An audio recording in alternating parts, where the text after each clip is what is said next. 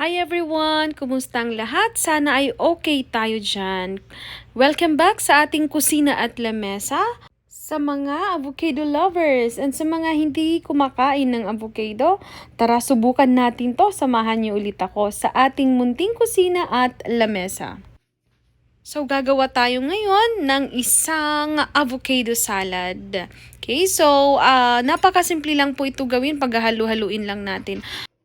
Alright, so while preparing for our avocado, let me give you a brief information muna about avocado. So, based on my research, ang avocado ay good source of fat and protein. So, sa 50 grams daw na fresh na avocado, it contains 1 gram of protein.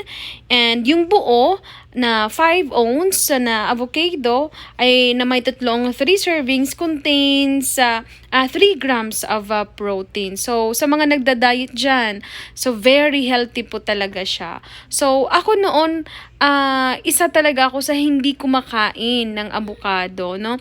Pero, noong pinatry sa akin, and trinay ko naman, masarap pala siya, no?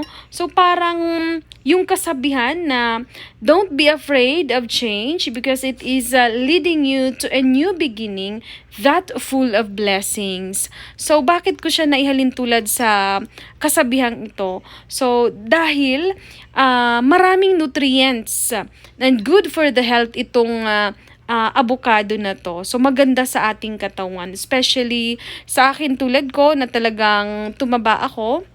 So, kung magda-diet, at least healthy diet po ito siya. Kasi rich in protein. Okay? So, and other nutrients na makikita po dito sa avocado. Okay? So, i-prepare na po natin. Ayan, ginagayat ko na po. Ayan.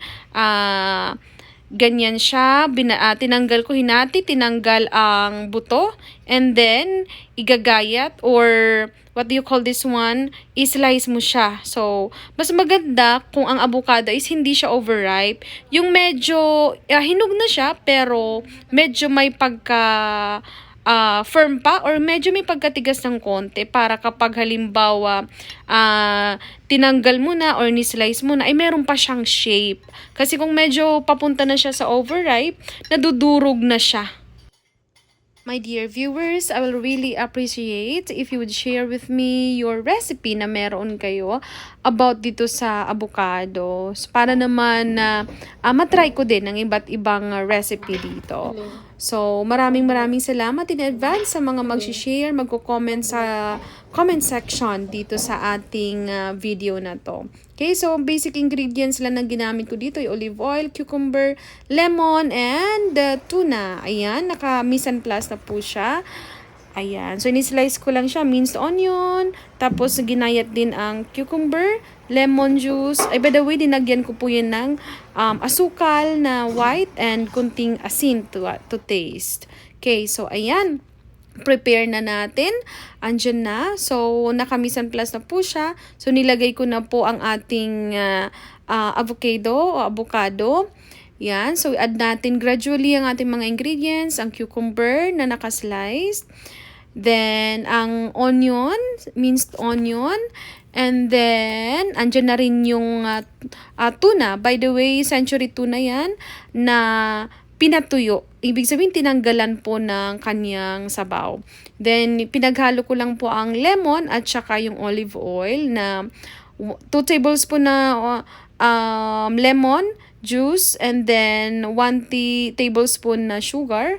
Ayan, dinagdag ko lang dyan. Hinalo-halo. Okay, so ayan, based on my research, perfect combination po ito kung merong nilagang itlog. Sa akin kasi, mas gusto ko yung malasadong itlog. And shoutout po pala sa aking mga viewers and followers and nag-share ng aking videos, lalong-lalo na kay Tita Fanny. Hi, Tita! Number 1 share ko yan, si Tita.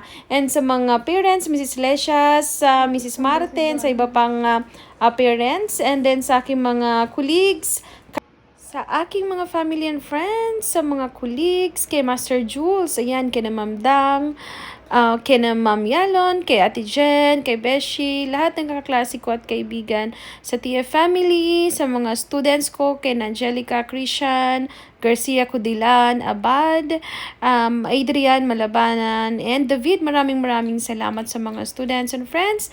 Kay Tita Fanny, sa aking #1 share ng videos. Thank you so much. Enjoy watching!